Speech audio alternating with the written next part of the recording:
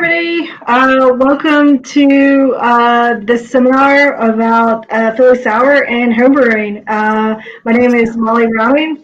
I am Lallamand's East Coast Technical Sales Manager, and I just want to welcome everybody and say thank you for joining us. Let me introduce really quick Matt, Dr. Farber. Matt, do you want to say a few words?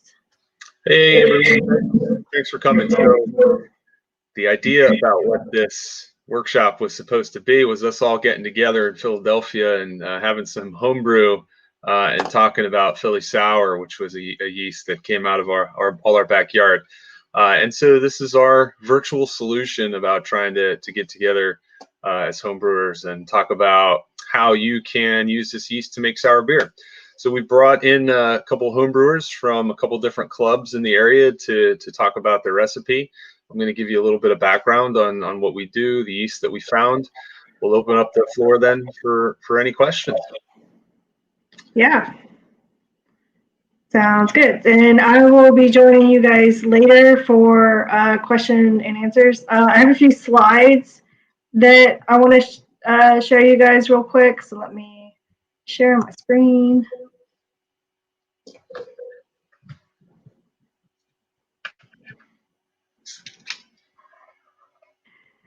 So as Matt was saying, we partnered with several homebrew clubs in the Philly area. Some of whom Matt knows very well, and these clubs are actually in the backyard of where this yeast was founded, so it was really exciting for us. And we gave the yeast to them and gave them a recipe, and we're excited to hear what their thoughts are. A little bit of background on the yeast from the Lallemand side. Lallamen's always interested in developing new strains, looking into new strains, and really developing relationships with people. So we've known Matt for years through ASBC and elsewhere, and we were following along as he and his team were identifying this yeast strain, and we just started talking to him and really cultivating that relationship. And these are a few slides when we were over there earlier in February. Seems like a lifetime ago.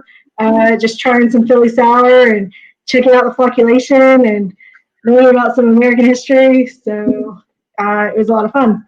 On the Lallemand side of things, you can purchase this yeast now. As I said before, I'm the East Coast Technical Sales Manager. Aaron Glass is our homebrew marketing coordinator for the U.S., and then Mary Capet is our homebrew market coordinator for Europe. And then we have a global team as well that you can reach out. So these are some pics of the brew day, and I'm going to give it to Matt and let him take it away, and I'll see you guys for some questions and answers. So take it away, Matt. Thanks, Molly. Give me a second. Open my slides. All right.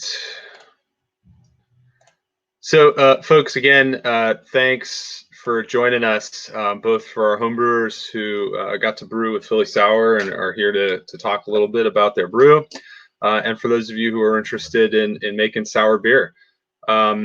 There may or may not be a quiz at the end of this session.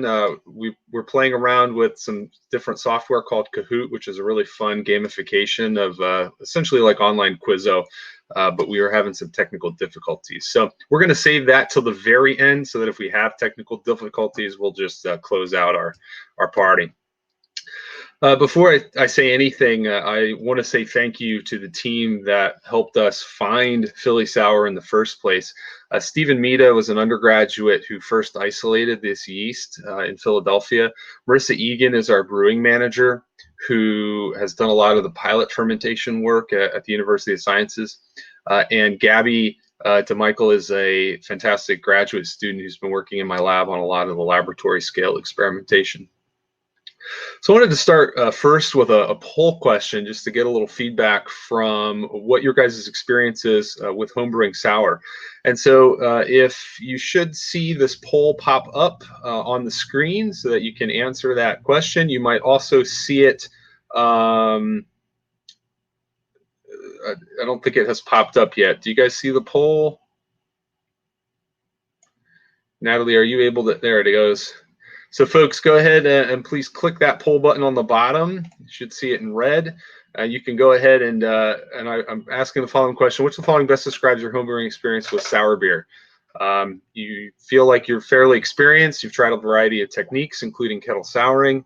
You've tried using different wild yeast and/or lactic acid bacteria. You haven't yet made a sour beer, or you haven't homebrewed. You're just here for the party.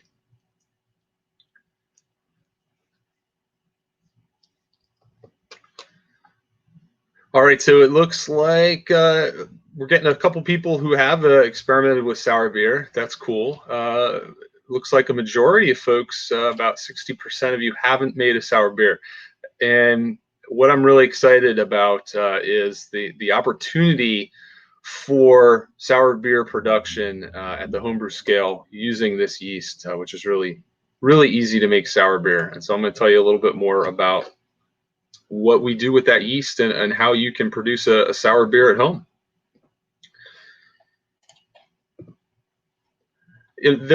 First, there are several ways that you can make a sour beer at home. The first is probably the most well-known, and that's spontaneous fermentation in the lambic style. This takes weeks, months, usually years to really fully develop the flavor and palate of that particular beer style. You might simplify things by using a mixed culture, still taking a few more weeks to months production. A recent trend that has moved forward in the commercial industry is kettle souring, but this requires pre-acidifying your wort. So after boiling, or rather after mashing and moving your wort into the boil kettle, you would actually add your lactic acid bacteria into that boil kettle. But you need to let it sit there at a warmer temperature under a blanket of CO2 if you can, usually for 24 to 48 hours. That can be hard for commercial brewers because it ties up your kettle for 2 days. It can be hard for home brewers because you have to have a place to put that pot to keep it warm and out of the air for 24 to 48 hours. Of course, you can cheat and just add food grade lactic acid, but that tends to be a very one-dimensional sourness without any type of palate. And then what a Philly Sour brings to the table is it being a lactic acid yeast. Philly Sour is a yeast that makes both alcohol and lactic acid. And I do want to say a brief disclaimer. I am an academic researcher at the University of the Sciences, the program director of the brewing science program there. We do have a relationship with Lallemand to bring this yeast to market, such that the university does get a small payment from yeast being sold that comes back into my research lab. And so this is a really great relationship because it helps us bring this discovery to market, and then in return helps us continue to do more research. And so really excited to work with Lallemand to get this into the hands of as many brewers and home brewers as we can. And so, as I mentioned, Philly Sour is a lactic acid producing yeast in that it makes both lactic acid and ethanol during primary fermentation. You don't need to spend a lot of time waiting for bacteria to do its thing. You don't need to bring bacteria into the table. You can make a beer, a home brew, as you ever would, simply adding this yeast. This also then enables a diversity of sour styles. Removing the limitations of bacteria, which often are hop resistance, for example. It's important to note that this is not your typical ale strain. Ale yeasts are Saccharomyces cerevisiae. This is a non-Saccharomyces yeast called Lachensia, which we isolated here in Philadelphia. And most importantly, it makes a good beer. So this would not be a very useful discovery if it didn't make a good beer. And we get really nice notes of stone fruit, red apple, and peach during fermentation. Before it was Philly Sour, it was GY7B. This was the laboratory designation that we use. GY for graveyard. I'll show you where we found it. It was strain number 7 that we isolated, which actually was mixed. And so we had an A and a B in this batch, and B was the winner. We've been working on this for a long, long time. all the way back in 2017, we had already developed a lot of understanding about its fermentation capabilities. And John Hall wrote a really nice piece in Craft Beer and Brewing Mag about this yeast, and he actually won an award for this article. So if you're interested in going back in time a little bit and seeing where we came from, you can Google this article. It's a really nice read. And how far we've come. This is actually a photo from yesterday. So I got invited out to Tired Hands to help them package the first commercial beer, to my knowledge, that has been produced with Philly Sour. And they made a sour IPA, which is really delightful. And I didn't have much time to advertise it because literally this was on their Brew Cafe series, which they literally sell the same day. They sell it the same day it was made, and so this went to market. Maybe if you Googled it right now on Dudley Direct or on Tired Hands main page, you might still be able to get some, but you have to be able to go there in person and pick it up. It is really good. So we, as I mentioned, found this in a graveyard. If you're not familiar with Philadelphia, this is Center City, Philadelphia over here. And on the west side of the city is what's called University City, where the University of Pennsylvania resides, Drexel University, and the University of the Sciences, where I'm employed.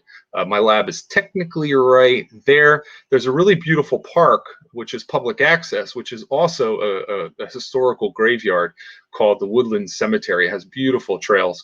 And this is just a Google Street shot of the park. And this is where we found this yeast. So I engage my students in a lot of yeast hunting. And we go out and swab trees, plants, sap, fruits, berries, and we bring them back into the lab and we try to enrich for fermenters. And this is a really exciting project because it's predicted that there's over 150,000 different species of yeast in the world, but only 2% have been isolated, identified, and characterized. And so there's a really rich diversity of yeast that's out there in the world for discovery, and it makes for a really good project for teaching students how to do microbiology. Of course, my brewing science students also do this from a slightly different angle, where we're thinking more about yeast propagation and management for the brewery.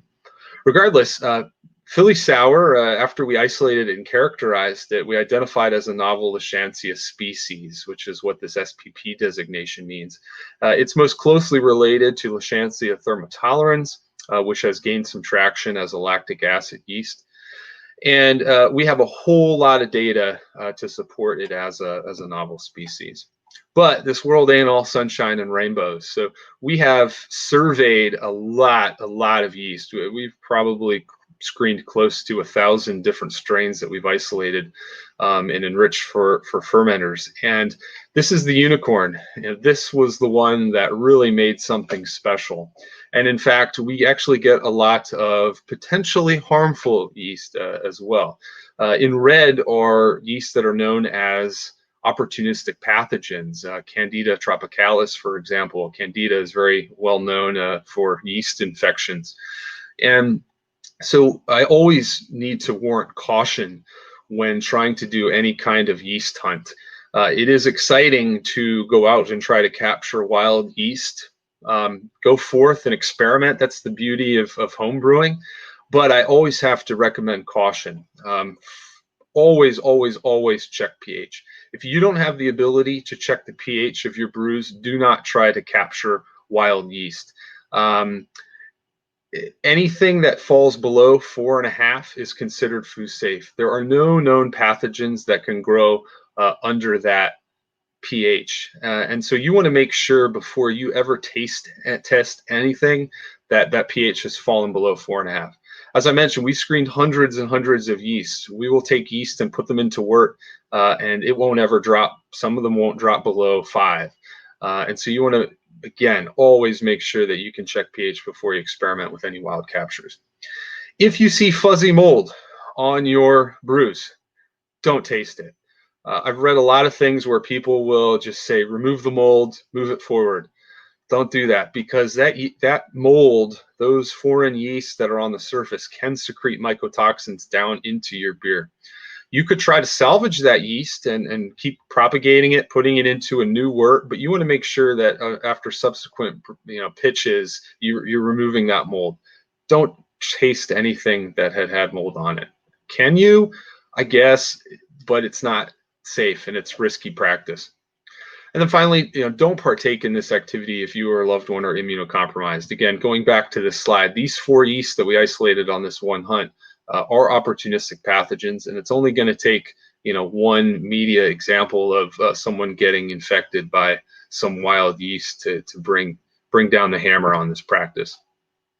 And so, of course, I'm a teacher and educator, so I got to throw some beer knowledge at you. And I wanted you to think a little bit about why so few yeasts make beer. Saccharomyces cerevisiae is really very special as a fermenter for what I consider 3 primary reasons. The first is that you get really efficient production of high ethanol concentrations. Second is one of the biggest reasons, and that's fermentation as a preferred respiration pathway. And so when I say respiration, that means the ability to take sugar or glucose, break that chemical structure down and create energy, which is called ATP. We, of course, don't need to get into the details of that, but if you look at this pathway, in the presence of oxygen, we generate 32 ATP. And if we go this way, in the absence of oxygen, we generate 2 ATP. And if I told you ATP was money, which route would you want to go down? You want $32 or do you want $2? You want $32. And so most microorganisms default to this pathway because it's more lucrative. Yeast, fermenting yeast, brewer's yeast, your Saccharomyces cerevisiae, they don't care. They go this way, even in the presence of oxygen. And that's really something special. And that's something that we call the Crabtree effect. Brewer's yeast also demonstrate an avoidance of 2 other microbe traits. The Pasteur effect is the slowing or cessation of fermentation in the presence of oxygen. This is why you can do open fermentation with a lot of fermenting yeast, and they will continue to ferment because they do not have the Pasteur effect. And then also a lot of microbes exhibit catabolite repression, meaning in the presence of high concentrations of glucose, uptake of other sugars is repressed. Glucose is preferentially used. We, of course, want yeast to chew on all of the sugars that are available in wort, not just glucose. And then finally, we need that yeast to be tolerant of ethanol, carbon dioxide, and other stresses, which are usually toxic. And so, in other words, brewer's yeast are cows. And I am a terrible PowerPoint, or rather Photoshopper. So this is my horrid attempt at trying to make a yeast cow.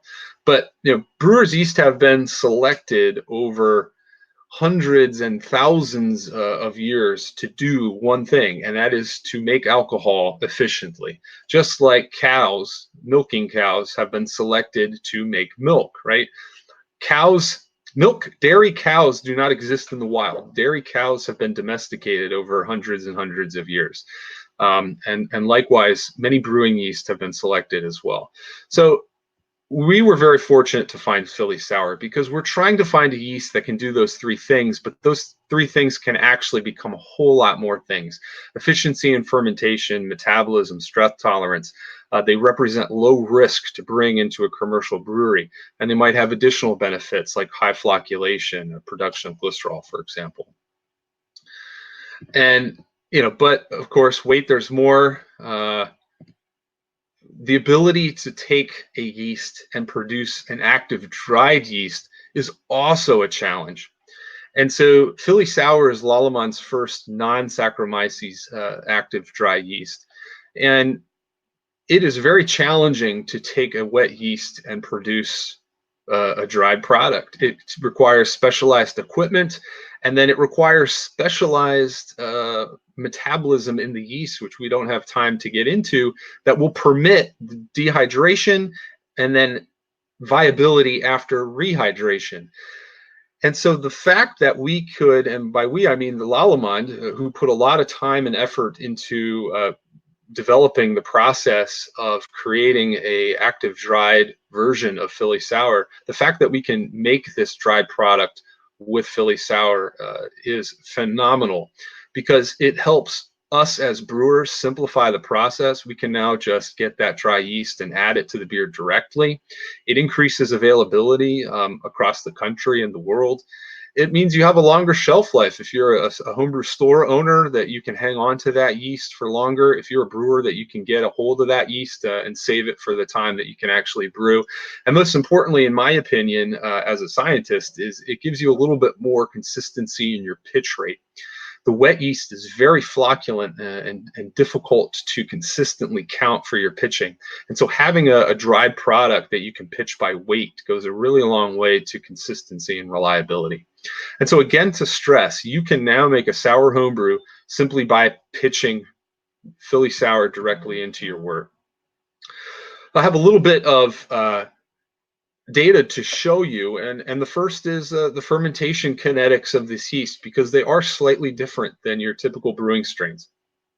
And on this graph, we're looking at gravity in degrees Plato in blue and pH in orange. And I just want to remind everyone that your average ale pH is 4.2. That would be your finished beer pH. Wort tends to start around 5 to 5.5, and so here on the pH scale you can see that after we pitched Philly Sour into this pilot brew, which by the way was 40 liters of 85% Pilsner, 10% flaked wheat, 5% flaked oat, with a single step mash at 65.5 degrees Celsius. This is about 150 Fahrenheit. This was performed by Marissa Egan, our brewing manager. And what we can see is that we see a pretty quick souring after a couple days. And so what we've seen is anywhere from 2 to 5 days. What we're seeing is called what I'm calling terminal acidity. And so this yeast is making acid up front. And then there's a switch when it starts to then produce ethanol. And the gravity the whole time is declining, first for the production of lactic acid, and then the switch to ethanol. And this is, again, not a cow. This has not been selected for and maintained for hundreds of years. This is something we found in the wild in Philadelphia. And so it is not as efficient at consumption of sugars. And so it does take a little bit longer to brew. We see final attenuation in most cases around 10 days, though there have been examples of faster and there have been examples of slower. Usually the slower examples can be attributed to pitch rate or some other stressors that might be present in the ferment. One other thing I want to point out from this brew is if you have the ability to monitor your fermentation over time, we sometimes see this biphasic fermentation where there's an initial drop, a slight lag, and then a second drop. We think this corresponds with this switch from lactic acid to ethanol, but we don't yet really have a lot of data to describe and understand what's happening there. I did want to show some data about pitch rate and the importance of pitch rate. And we and the team at Lallemand, from which this data came from, have independently shown that pitch rate plays a role on souring potential. In this case, we're looking at the dry yeast in terms of grams per liter. A 5-gallon ferment is about 18.9 liters. And so this would be about a 1 11-gram sachet into a brew, and then 1 gram per liter is about 2 sachets. And so you're probably in this sweet spot. And what you can see is we're not measuring acid production in terms of pH here, but actually as a percentage of lactic acid as titratable acidity. And what you can see is that with increasing yeast number in the pitch rate, we do see an increase in pH. And so we have been recommending the higher side of pitching in the 1 to 1.5 grams per liter. But as we'll see from some of our homebrewers today, this range is still making good beer with tartness and acidity. But this is just one other tool that you can modulate to try to influence the flavor and especially the acidity of your homebrew. One other thing you can do to modulate the acidity during a fermentation is influence the sugar that's available up front. I forgot to mention in the last slide that one of the ways that we drive fermentation is by glucose concentration. And so we think this biphasic shift on this side, again, we're looking at an experimental fermentation at 12 degrees Plato or about 1048. What you see again is that biphasic fermentation, we think this is consumption of simple sugars up front and then your maltose, maltotriose on the back end. And so anything you can do to bump up your glucose concentration, the simple sugars in your wort, will help to bump up acidity. And this is some data that helps support that. This again is data from Lallemand, but we have some independent data that supports this as well. In these two different brews, we're looking at a simple dry malt extract wort at 12 degrees Plato, or as I said, 1048. And then another that was just simply added 2% glucose or dextrose addition. You can see the influence of gravity or the influence on gravity by the sugar. And you can see still we see a nice final attenuation at about 2.5 degrees Plato. But more importantly, if we look at the pH, what you'll see is that in the simple dry malt extract where we end at around a pH of 3.5, you'll remember I said the pH of beer is 4.2. And what we see is with the glucose addition, we actually drop even lower. And so we get down to about 3.3. And we have done, Marissa, our brewing manager, has done a lot of work with glucose additions and no glucose additions. And anecdotally, we also have a lot of evidence that suggests that if you can get more glucose, more fermentable simple sugars into your wort, you can drive a little bit more in acid. Lallemand has some interesting data as well that suggests that this starting glucose concentration could also influence flavor. So an all malt wort might lean a little bit more on the apple flavors, whereas with increasing glucose concentration, it's pushing it a little more towards the stone fruit, like peach and honeydew melon. And so this again is a way that as a home brewer, you can modulate not only the acidity that's being produced, but also some of the flavors. And so, in summary, Philly Sour is an easy way for you to experiment with sour beer production at home. You don't need to worry about bacteria or the interplay between yeast and bacteria. This is a single yeast that does everything for you. The lactic acid is produced first, quickly, and then the ethanol follows. We're seeing high attenuation in the 80 to 85%. With a beer pH of around 3.2 to 3.5. And a lot of people would describe this as pleasant sourness. There are other strains and certainly lactic acid bacteria that can make a really harsh, sharp sourness that is just, palate stripping sour. Those are fine, and some people like those, but often they need to be diluted or cut. You can't drink more than one. These are easily drinkable sour beers that don't require any doctoring. They have a perfect temperature range for homebrewers in that they lean on the warmer side. We and Lallemand have also shown increased acid production at warmer temperatures, and we're going to look at some trends that our homebrewers have seen as well with this.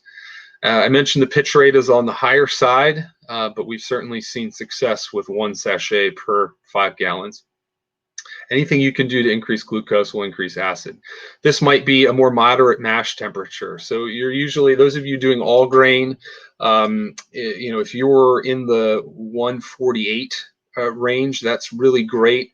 If you're on the higher end of that mash window, 152 or higher, that leads to a less fermentable wort. That might downplay your acidity. So you can play with your mash profile to try to drive a more fermentable extract. You could actually add glucose or dextrose to your wort. You could add fruit, either to the fermenter or in secondary. I'll mention this in the next slide.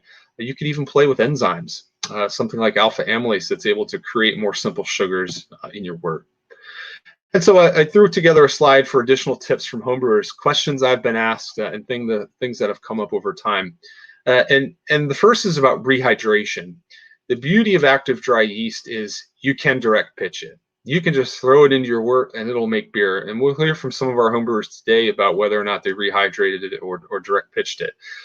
I'm an academic, so I always talk about the ivory tower way of things. What is the best way of things? And that's not always the most practical. If you can properly rehydrate your yeast, that's going to maximize your viability. Because pitch rate is important, it could influence the acid production in your brew.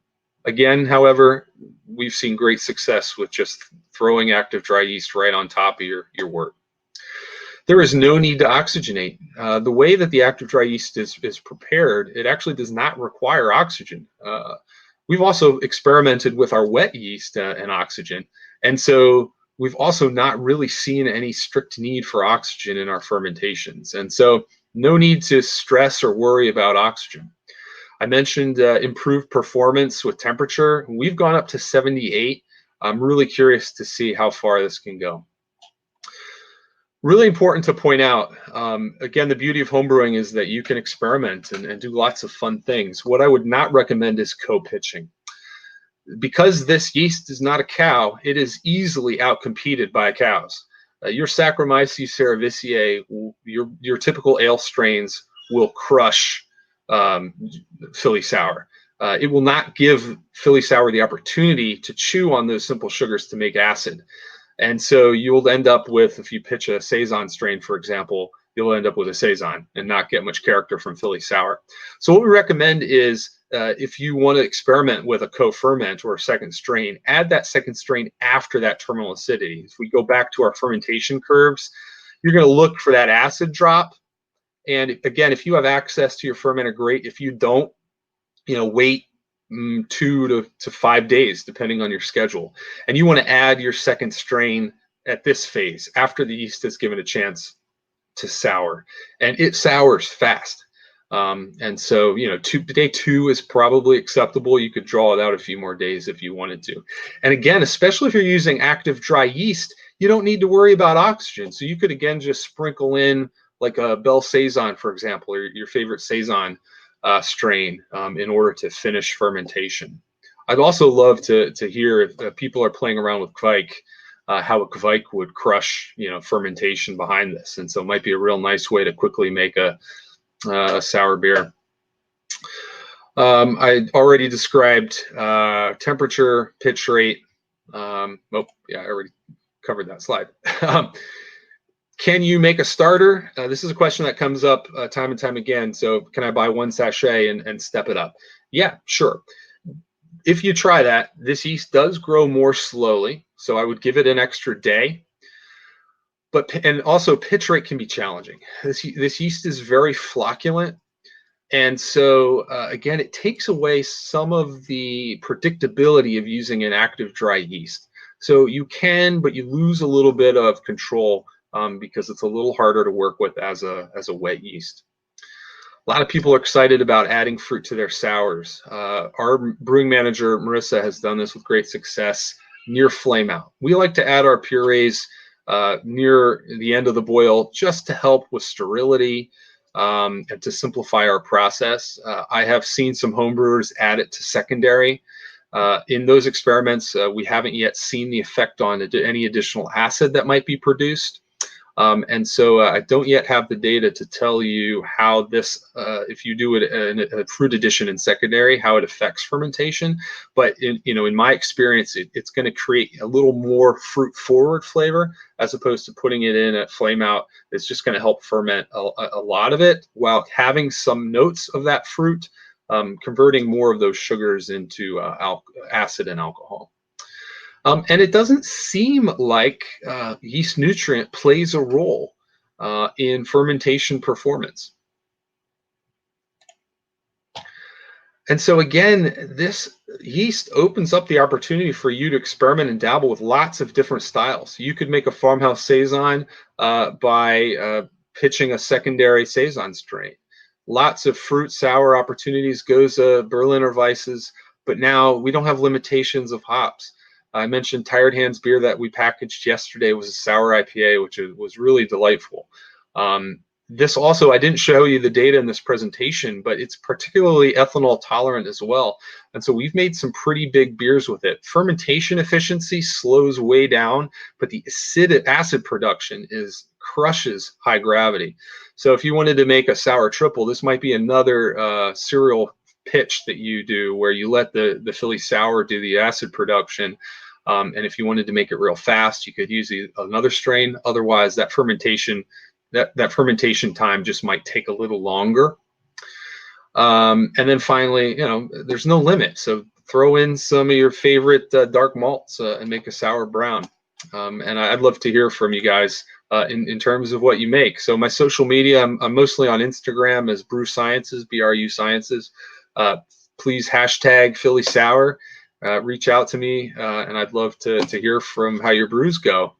Because again, I opened up. I didn't say anything about my homebrewing. Like many people, I started out as a homebrewer, very technical, nerdy homebrewer that was able to bring brewing into my research lab and education, and ultimately make a career out of it. But I never forget my roots. And you guys are the ones who truly get to experiment and do whatever you want. And so I'd love to hear about your experiments and what you're working on. So what we're going to try to do now is transition to a chat with some of our homebrewers. I wish we had some beers for everyone to drink together, but of course we're just going to have to describe what we have. And so I've not had time to really drink it, but I have in front of me a homebrew that was made with Philly Sour that was produced by Erich Schmell out of Fermented Food and Beverage out in Hamilton, New Jersey. And so he had shipped me a yeast sample which contained some beer, and really delightful beer that he made. And so I don't know if he's in the audience, but maybe he could tell you a little bit about the brew. But it was a Berliner Weiss. I think he had up to 40% wheat in this. And you can see with a little bit of cold time, I don't know if you can see, it dropped pretty clear. You can kind of see through it. That's another really interesting thing about this yeast. It's very flocculent, and it is sticky, and I think helps to pull some of the haze down. So it's something we're also working on studying a little bit more. So what we're going to do now is try to invite some homebrewers into the camera to tell us a little bit about their presentation. And so Natalie is behind the scenes. She's going to be sending some invites to our homebrewers for them to come in and say a few words. I'm going to stay on here and try to moderate. We first wanted to invite Christina. I was going to maybe bring Jimmy in, but Jimmy, just say hi on the chat since we're already at capacity. And Jimmy, we'll bring you in at the end. Jimmy runs Philly Homebrew Outlet and has been a great collaborator of ours at the university. So if you're not familiar with Philly Homebrew Outlet, they're literally 3 blocks away from campus. And so they're a one-stop shop for raw materials when we need some spot hops or specialty malt. And, to be honest, we have all the capabilities of producing our own wet yeast, but we're often buying yeast as well. I'm a little embarrassed to say that, me being the yeast guy and all. And there's already a fruit fly in my beer. What Jimmy helped us do was to share this recipe that was initially created by our brewing manager, Marissa. This is a really simple a Berliner Weiss American sour. It's mostly Pilsner with 10% flaked oats, 10% flaked wheat, 5% flaked oats, a touch of hops for bitterness. And we were able to get, with Jimmy's help, essentially create some homebrew batches to share with our homebrewers. And so the idea was to all come together around a similar recipe and make some beer. So Christina hails from Philly Homebrew Club and had a fun brew day with some friends. And Christina, maybe, the stats are here for people to look at. Maybe you could just take a few minutes and tell us a little bit about your brew. Please.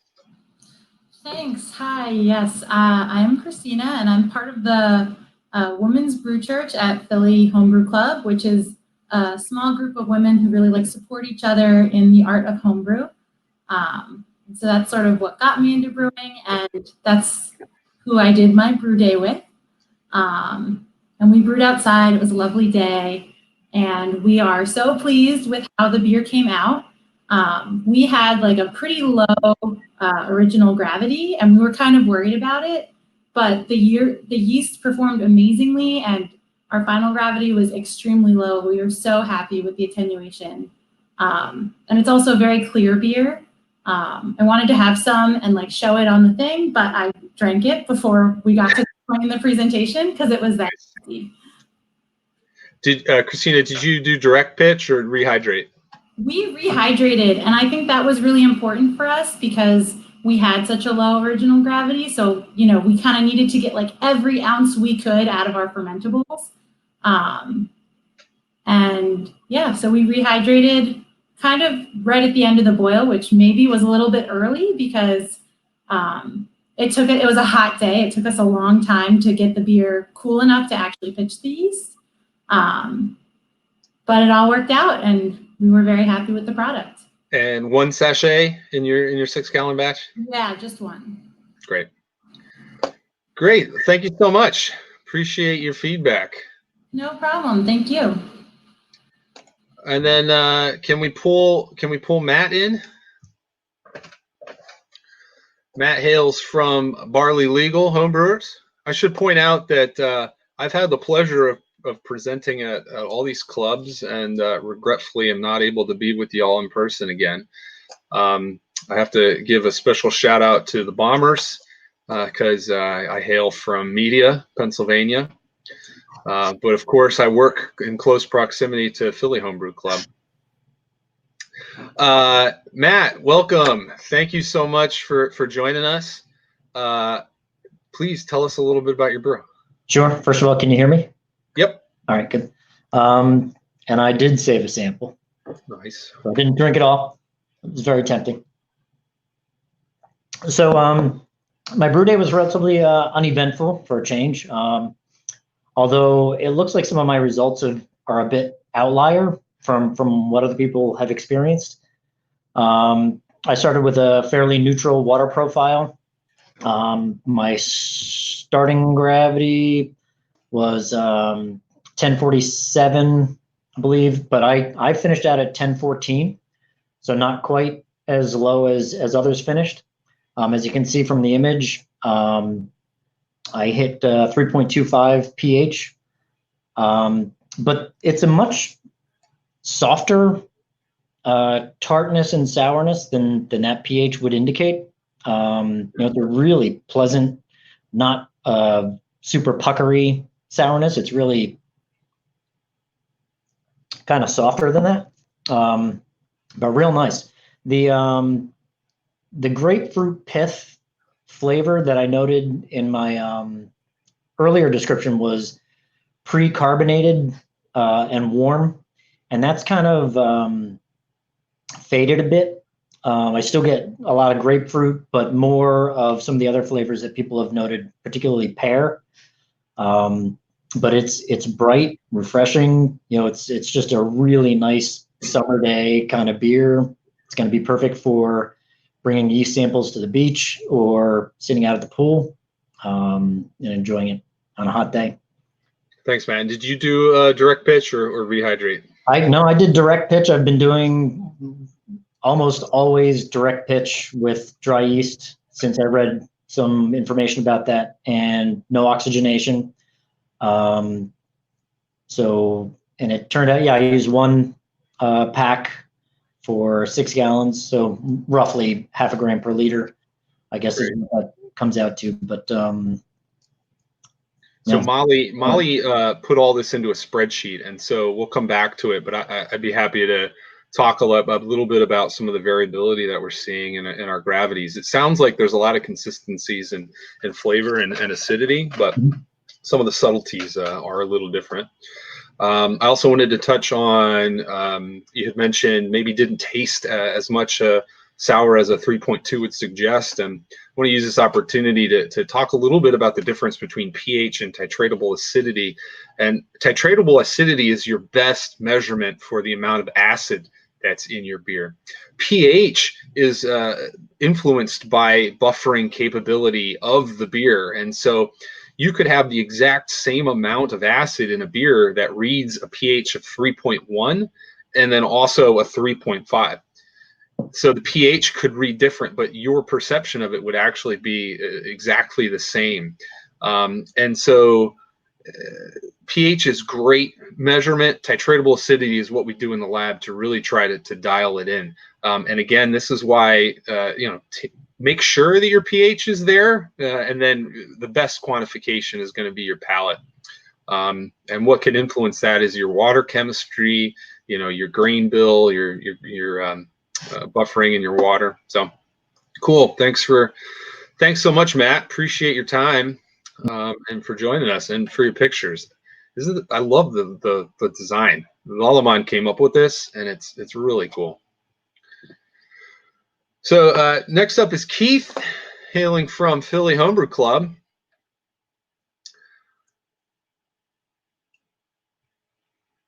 And he should be jumping in here momentarily. Hey, Keith. Hey, how you doing? Good. We hear you good. Great. So thanks for having me on, and thanks everybody. I did not review beforehand. I apologize for that, but I did mash at 149, and I did a 90-minute mash for this.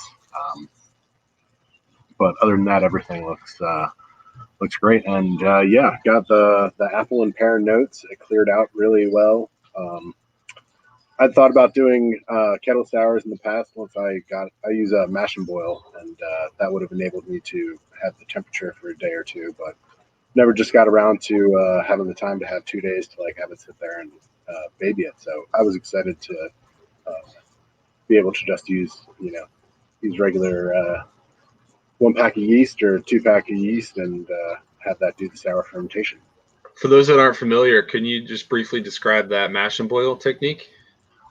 So it's just like a brew and bag electric unit, and you can maintain the temperature at I forget what it was. I think it needs to be around 100 degrees or 90 degrees, whatever, for 2 days. And I'd started brewing on propane, so I probably would not have been able to do that before. Cool. So if you're going to brew another beer with Philly Sour, what would you brew? I would probably do this. I kind of messed up my water volume, and I'd like to see if I could do a full 5-gallon batch, just to kind of see how that went. But I'm also kind of interested in maybe mixing it up with a little cider or some saison, doing some experimentation there. Cool. And direct pitch or rehydrate? Yeah, I did a direct pitch. It started up really fast. I was very happy to see that, and yeah, I think I went for 10 days and slowed down a little bit towards the end, and it was really easy. Yeah, and I heard some of our homebrewers were talking a little bit about how fast the ferment started. Do you recall how quickly you saw activity? I want to say it was probably within 8 hours to 12 hours. That's great. That's awesome. And that's probably acid that's being produced there up front as well. So that's really cool. Cool, Keith. Thank you so much for joining us and for jumping in. Next up, we have Troy. Troy, hailing also from Philly Homebrew Club. And Troy, I'm eager to hear about your shot on the right, and if those are chunks of Philly Sour that are floating during fermentation.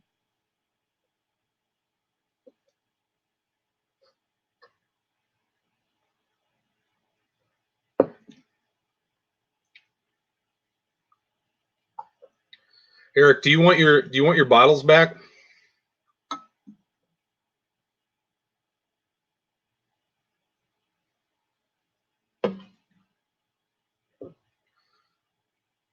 Working for you? Hey Matt, how's it going? Looks like I'm having some video issues, but is the audio working on your end?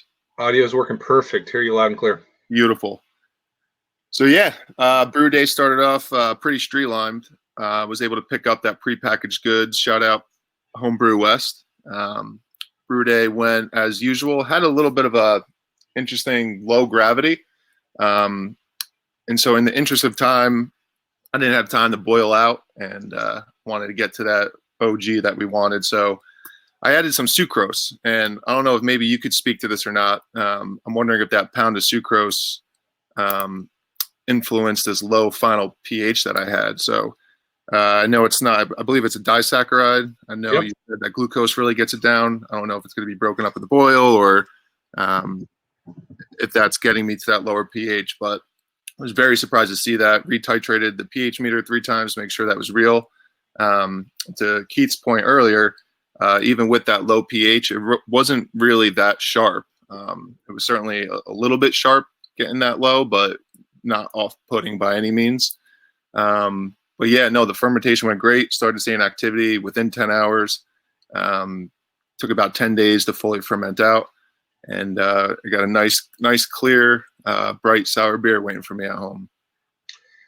Nice. So yeah, sucrose is a disaccharide of glucose and fructose, and so we didn't do the empirical studies with fructose additions, but given what we've seen anecdotally with fruit additions, which tend to have a little bit more fructose, I would imagine that we're also driving acid production off of fructose. So I mentioned increasing your glucose or dextrose concentrations. Mm-hmm. But like you did, I bet the sucrose is getting you there as well. Yeah. So thanks for mentioning that. No, So that picture on the right, is that during fermentation? Yeah, that's day 4 fermentation. Cool. So yeah, this yeast, I didn't put it in my presentation because we were running out of time. I have an old flask of yeast here, but this is the flocculent yeast here on the bottom, and it again, this is kind of old and not as viable anymore, but it's super flocculent and kind of recoalesces on the bottom. Yep. And I would think what was happening there is you were getting real nice CO2 bubbles, and those chunks were kind of floating up and then resettling. It sure was. Yeah, it had a real nice compact yeast tube at the end of it. That's cool. It's interesting. It's like, tailoring this to both the homebrew and on the commercial end. From the commercial side, the Kreuzen that was produced was pretty tightly packed. I don't think it had more than an inch.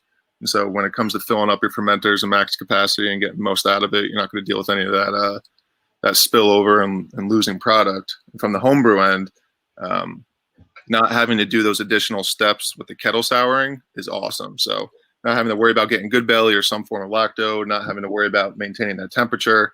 I actually, a little plug, I screwed up one of my sous vide machines trying to maintain that 110 temperature. So the last kettle sour I did, I like to say, is the most expensive batch of beer that I've made. So getting rid of those steps is a game changer. So I'm looking forward to making some fruited sours with this and utilizing it a lot going forward. Cool.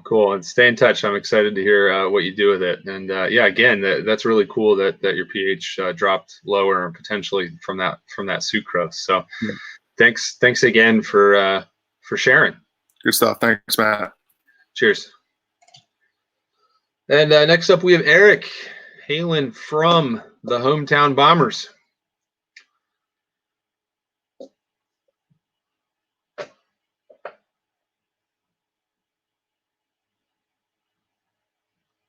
I'll answer a question I see in the chat, guys, and I'll just take this opportunity to remind everyone, if you do have questions, I think if you ask a question in the chat, it actually tries to yell at you and tell you to put it in the Ask a Question panel. But if you have a question, even for our presenters, if you had a question, please go ahead and click that Ask a Question tab and type it in there, and we'll get to them during the Q&A.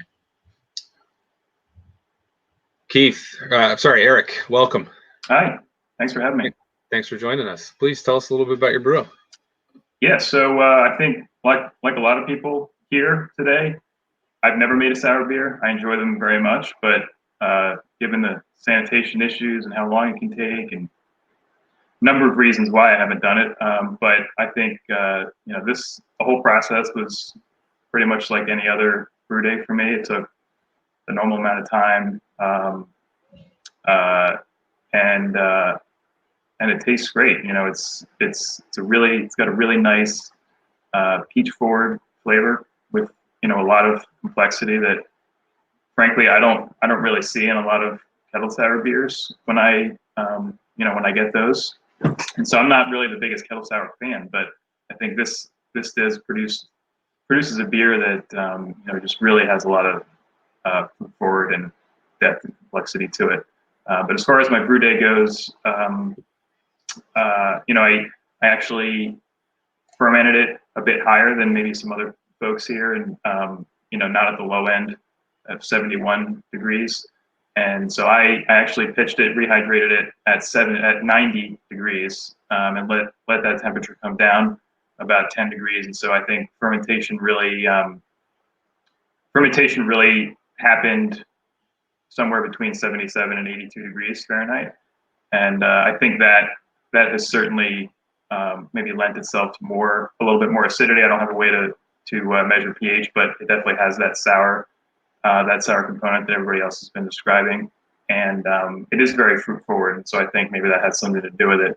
In addition to being very attenuated, finishing it at 5 or 1 Plato and having about 90% attenuation. That's great. Direct pitch, rehydrate? Yeah, so I rehydrated it, a few minutes before pitching, about 20 or 30 minutes before pitching. Yep. And as far as the fermentation timeline went, I think I basically pitched it in the evening, woke up in the morning, and it was going. So it probably started around 6 to 8 hours after pitch. Fantastic.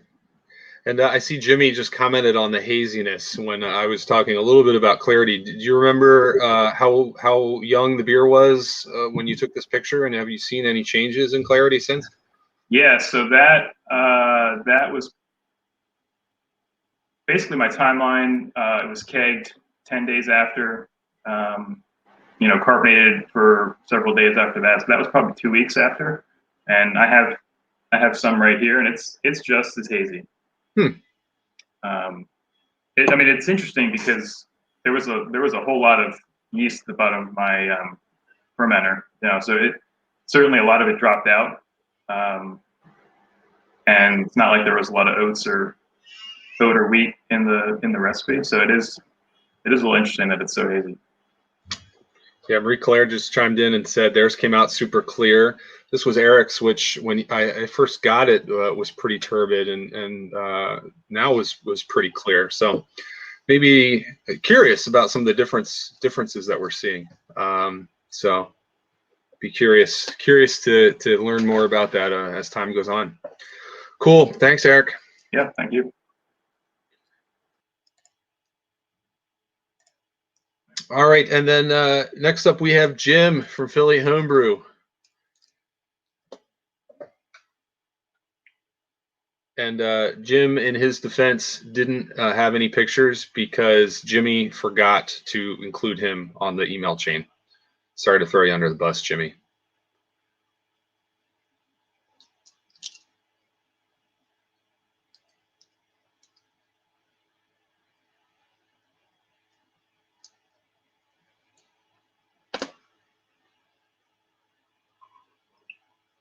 Yeah, what are y'all drinking out there? Chat, throw in the chat. What you got some homebrew? What are you guys drinking? Okay, hello. Hey, Jim. We hear you loud and clear. Please tell us a little about your brew. I can barely hear you now. Well, I did 8.5 pounds of pills with a pound of flaked wheat and half pound of oats. I use RO water, so I add quarter teaspoon of phosphoric acid per 5 gallons to get my pH in the zone, and then I went with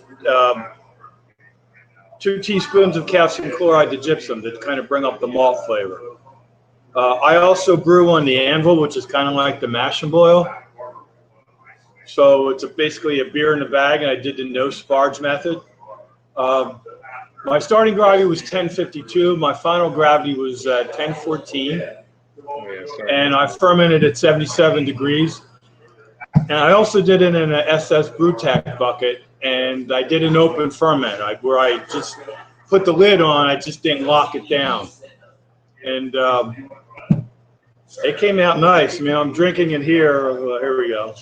It's crystal clear. I don't have the defining palate that a lot of you guys have, but to me, it reminds me of pineapple juice. Interesting, again, the difference in turbidity that we just saw with Erich and yours, very different in terms of clarity. So I wonder, did you gave it some cold time before you moved it? Did I do what? Did you cold crash? Not until I kegged it. Okay. Interesting. Yeah, I dropped it down as far as I could get it. I mean, it's, it fermented at 77 degrees. So That was I probably got it down to 75 degrees, and then it just took off, and the fermenter said 77. So cool. Well, cool. All right. Direct pitch or rehydrate? Direct pitch, no rehydration, no oxygenation. Yeah. Cool. All right. Thanks, Jim. Thank you. All right, and then last but not least is Kyle from Barley Legal, and so I asked Kyle to go last because he made the most kind of modifications of the recipe, and so I thought he could take a little bit of time to explain what those differences were, and ultimately how he perceived it. So Kyle, we were having some audio issues. We good now? Yeah, I think we should be okay. Perfect. I hear you great. Could you please tell us a little bit about the changes you made and then describe your beer? Absolutely. So originally when I picked up my grains, they were out of wheat, and they said, you can wait till tomorrow, we'll get more, or we have oats today. And I said, well, never used it before. Let's just go with the oats and see what happens. So there was a little bit extra in the pound, so I just added it, and why not? So it had compared to the wheat, it had an extra half pound of oats, and the original wheat was replaced with oats. I just used spring water, just dechlorinated spring water. Didn't really get into the water chemistry too much with it, because again, I didn't really know what I was supposed to be seeing or what was going to be advantageous for the things I was trying to achieve. So I was building it based off of just thinking I was going to get, a mildly sour ale-based sort of body, and move forward with that. So I got a starting gravity of 1062, and it dropped to 1008, and that was uncontrolled fermentation for 10 days. So we had quite a few hot days, a couple of rains that dropped down a lit. So it probably swung at least 15 degrees uncontrolled, and it didn't seem to affect the character of the fermentation at all. It very clean at the end, great attenuation, as you can see, which I probably attribute to some of the higher temps you were seeing. I also did a secondary with freeze-dried strawberry, which I'm thinking was a good thing, because what glucose and fructose was in the fruit definitely contributed to a higher perception of sour in the end beer. And that obviously proceeded for another 7 days, which, as you're noting, my total firm time was 17 days. After that time, I added 2 ounces of rose water, and I added oak. But the oak I had treated in a special way where I find that a lot of the oak we buy as homebrewers is a little bit too green. So you get a lot of wood tannins, and it's just not an appreciable flavor, especially in light alcohol ales. So I normally do like a very quick boil, maybe 30 to 60 seconds, leach out some of those tannins, retoast, and then I've actually gotten in practice of adding that to a spirit of some type, whatever type, and doing it sous vide through a couple of cycles, cooling and warming, to extract the most flavor in a very short period of time. And then, because it was a light, a lower alcohol beer, I decided to reserve the liquid and just use the chips, and all that, light oak flavor of sort of like a used spirit barrel went into my beer. At the end, it was a, really nicely fruity, ever so slightly floral on the nose, with just some nice round sort of vanilla around the edges. I described it as a red fruit with white flesh. So it could be your white nectarine, your white peaches, your lychee fruit, because the combination of the yeast and the fruit that I added really kind of melded in that way. That was really nice. It really is it's a really interesting yeast that I would love to play around with a little bit more. And I had a lot of fun brewing the beer, and really was shocked at how resilient it was. That it was a direct pitch. I did do a little bit of agitation, but no direct O2. And yeah, it was really easy brew day. That's beautiful, man. You are a culinary master with a lot of those additions and tricks you're doing. So thank you for sharing. And man, I wish we could share your beer. All right, well, I got 4 gallons, so who knows? Maybe yeah. I can get some to you guys, a little sealed and sterilized package, so you can try it out. Yeah, it's just one quick question about your technique for your oak chips. I mean, if you could drink this beer blind, and no one knew anything about how you did it, do you think they would think it was a nice oak aged sour? Were you effective in reproducing kind of that type of style? I think I was, but because of the not knowing what I would get after carbonation and chilling, I was a little bit hesitant about having the oak be too present because it would cover up the other flavors. So I actually I pulled back a little bit. If I added more of the liquid, you absolutely would have perceived some more of that oak, and you would perceive the good oak flavors, your caramels, your vanillins, some of those deep roasted notes, instead of, unfortunately, what we get a lot of times in homebrew, which is oak that goes in and it just does not have the amount of time to extract and change the compounds in that wood in a way that makes wood flavors that we associate with things like bourbon and whiskey. It's just not enough time, and the alcohol content's not high enough. So by using the technique that I was using, I can speed up that sort of natural process of the shrinking and the swelling of the wood, and also speed up the degradation and new formation of new compounds that you would naturally see in wood aging. So it's actually a really cool technique to use that I use a lot when I do things with spirits and liqueurs. And I was like, well, this should work. And I tried it the first time, and actually the results were phenomenal. Cool. Really exciting, man. Well, thanks again for sharing and talking about your beer with us. Absolutely. Thank you for having me. So I just then, wanted to throw together a summary slide for everyone. And while I'm talking about this, Natalie, could you please pull Jimmy in just so he can maybe just wrap up with a thank you before we head into our Q&A. And so, I'm a scientist, so I like staring at data, and Molly had thrown this into a spreadsheet, which then I populated here for us to kind of stare at. And, I've been really interested in some of the differences in attenuation that we're seeing. And with some being a little low and some being a little high. And you can think of a lot of reasons why that might be. It could be timing, and that if you really let the beer go longer in the fermenter, maybe we would have drawn that out a little further. But I also started noticing potentially some trends here in fermentation temperature, where with our uncontrolled ferment and our high rise, we did see some of the higher attenuations with the warmer temperatures. And so I'm really starting to get excited about the temperature capabilities for this yeast to perform under a little bit warmer temperatures. I mentioned our data and experiments have mostly looked at acid production. We've not been paying as close attention to attenuation, but if those yeast are more active, it would make sense that their attenuation is high. This being a very flocculent yeast, it could just be slowing down and essentially stopping fermentation just because it's flocked out, like very flocculent yeast are known to do. But anyway, again, thank you. Round of virtual applause for all of our homebrewers for contributing your time and energy and sharing your experiments with us. Much appreciated. Love talking with y'all about it.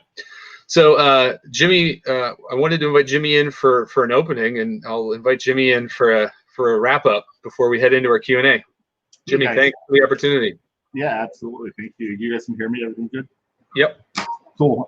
Yeah, I'd like to thank all of you guys for doing this. I thought it was a really cool experiment, and including us with the store. We have a West Philly location. We have an Oakland, New Jersey location. We were just talking about in the chat box there, if anybody wants to use our stores for like a bottle share, I think that would be a great idea. You could like drop off some bottles, especially you, Kyle, like we were saying. And like, you guys can communicate through Facebook or whatever you would like to do, and basically just come in, use our refrigerators, drop off a bottle for somebody, and then they can come and pick it up at their willingness. And that goes for any beer, not just a Philly sour too. So, but yeah, I really appreciate it. This is really cool. We have it on tap over here in our Oakland store, the one that Fish did, and I had maybe too many last night, but they were good. Cool. Thanks a lot, Jimmy. And so now I think we'll welcome back Molly, and we'll hit the questions in the poll. and I can open that up. So while she's loading in, I can start with the first one. And Chris, hey Chris, what's up? Asked what percentage of sugars are converted to lactic acid compared to alcohol? How low does the pH reach? That's a great question, and we have not had the time. My lab, unfortunately, has been closed for the last 3-4 months. We have not taken a real close metabolic look at the carbohydrates during fermentation. We did partner with the lab at Mascoma, which is a partner of Lallamand's, to look at a snapshot of the carbohydrates at the end of fermentation, and glucose was gone, maltose was gone, and there were only trace amounts of maltotriose. So what that exact ratio is between acid and alcohol, I'm not certain. Only of the data that we have that shows if we can increase glucose, we increase lactic acid. Whether it's 100%, not entirely sure. Hey, Matt. Hey, Molly. Hey. So we're answering questions. Yeah. Awesome. I hit the first one. If you want to read them, and then I can take them. Yeah. So, okay. Will Candida ferment maltose? Kyle posted that one, and I am ashamed to say, do not know. I'm not too up to date on my Candida. I think it depends on the strain. So I showed you that table of yeast that we had isolated, one of which was Candida tropicalis. The Candida tropicalis was a gangbuster. It fermented really good. And that's not a beer you'd want to put to market. So I think it's probably much like a lot of other yeast. There are probably some strains that can and a lot that can't. Yeah. So the next question is, how far have we pushed repitching in a lab setting with regards to generations, any material change in performance? I want to speak to that concerning our lab. We generally have not pushed this to beyond 2 generations in the lab, and we found it really suffers in performance. That being said, it's due to the fact that it is a slow growing yeast. And Matt, I think you've seen this as well, which is generally why we are saying, only use first generation for the best possible pitch. Yeah, we have drawn out, I think, to at least 5th or 6th generation. And what happened is it got contaminated. And every time we tried to do these generational studies in our pilot lab, my research also involves diastatic yeast, and so we were getting contamination with I think diastatic saison that was probably floating around, and so that's another thing that we talk a lot about with commercial brewers, not as much as relevant with home brewers. Certainly those of you who are doing lots of brews are repitching. But the challenge is just like it's a challenge with co-fermentation. If you wanted to use another strain, it is outcompeted by other yeast. And so if you run the risk of it getting contaminated by an actual brewing strain. Yeah. And which, because those cows are able to chew on grass more efficiently. And so that's the challenge. And so, yeah. I was going to say, we're also welcoming Marissa, our brewing manager. So if you guys had questions about recipes and performance in our lab, she's the one. Hi, can you hear me okay? Yep. Okay. There was a question here, Marissa, that was specific to how would you create a farmhouse saison without co-pitching? And I know you guys have really done a lot of experiments with Philly Sour and Bell Saison. So, so I've actually just one of the guys I used to work with is brewing down at Midnight Oil in Delaware, and he recently just asked that similar question about he has a lot of barrels going with Brett and Lactic, and the flavor is there, but the sourness is not. So he's about to add some Philly sour post. So this would be like a tertiary pitch, I guess. So we're going to see the data that he brings back from that as far into the barrel. Yeah. So I'm really excited about that because he's had these barrels, I think, sitting for about a year, and we've had a lot of discussions through the years about how barrel aging, how it works, and you know, kind of pushing in each direction. But as far as I think Brett, I would say, you know, do a secondary pitch with Brett. I would probably start with that Philly sour, give it that that like 2 or 3 days to sour, or 2 to 5, I guess, is a more general timeline. But once it gets down, and then I'd probably pitch Brett as my secondary and no sack strains at all. And I think that for farmhouse saison. Yeah, I think that would be a nice sour farmhouse saison. I think that would be amazing. Yeah, I want to stress a homebrew technique that you have an advantage with active dry yeast not requiring oxygenation. And so if you ever have a ferment that's stalled, well, first of all, number one, you can always rouse your yeast because you can shake it. So you can always give your little fermenter a little rouse. And sometimes, especially with like Philly sour and very flocculent yeast, if they slow down because they've settled, you know, you can rouse them. But with a secondary active dry yeast, you can repitch that and usually get some good results there. And so that's a good opportunity for your saison or your Brett strain or pike. Yeah. Matt asks, is this a non-phenolic producing strain? I'm going to say very quickly, yes. We haven't really noticed any puff. And a second question, how about the production of fusel alcohol at higher temps? Yeah, you know, until Kyle was discussing his high temperatures and how he was surprised about the flavor at high temperatures.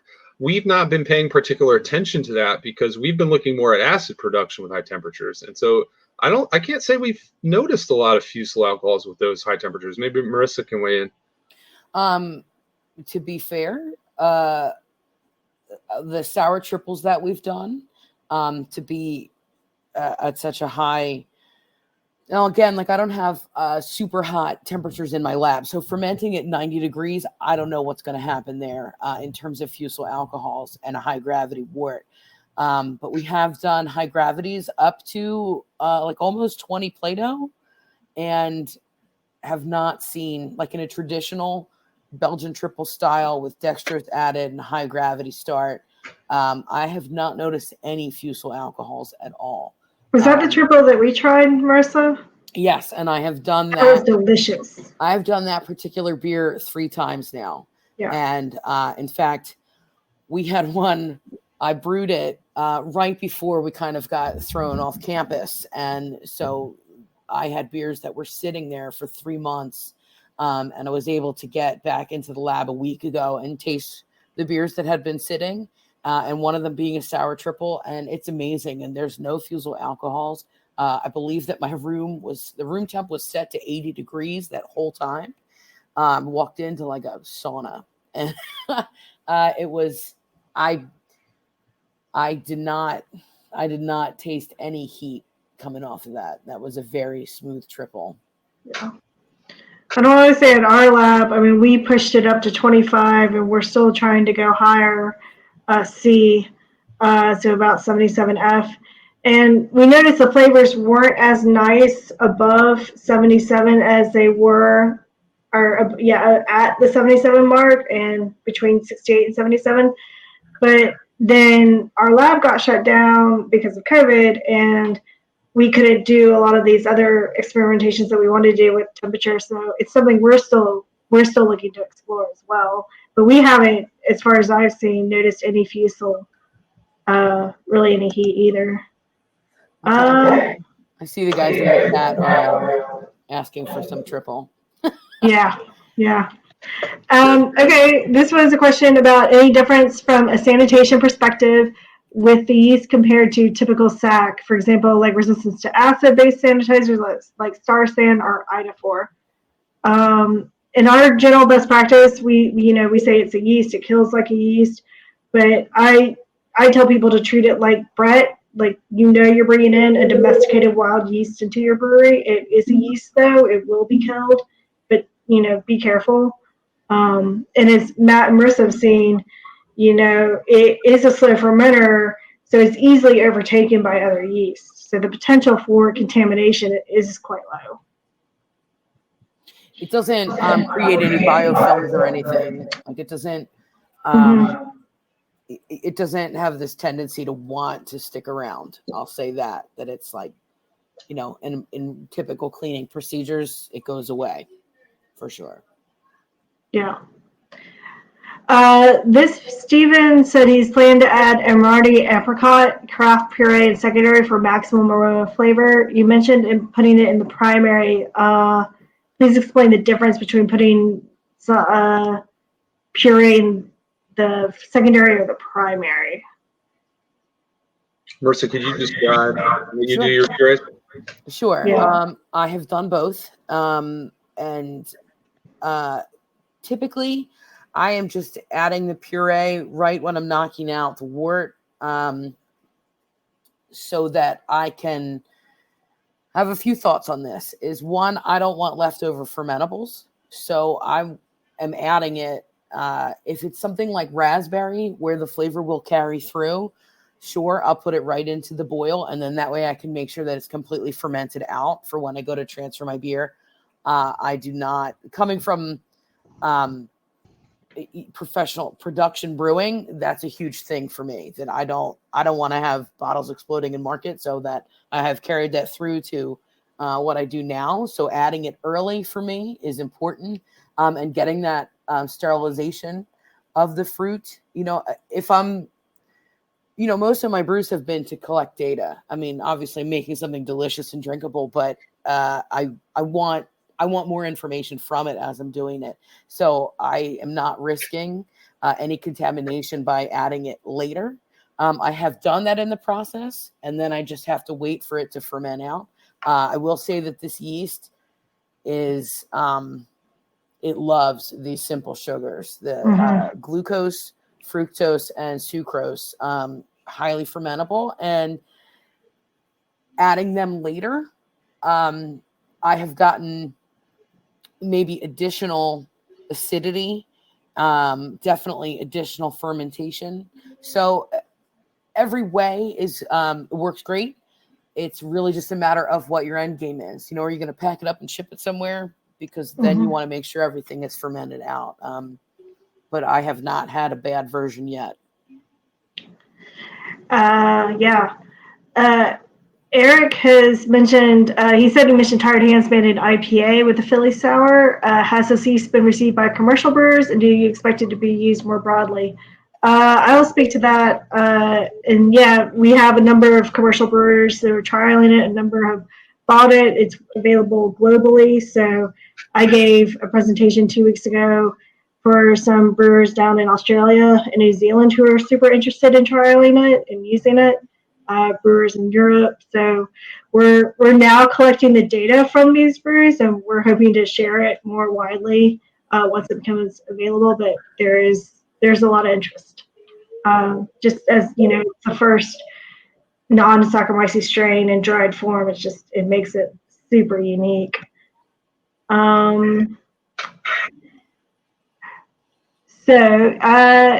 James said that we mentioned that you could pitch an active dry strain as a secondary, and I know Dr. Farber mentioned Quake, but has there been any study into pitching a secondary liquid Quake after 2 to 5 days?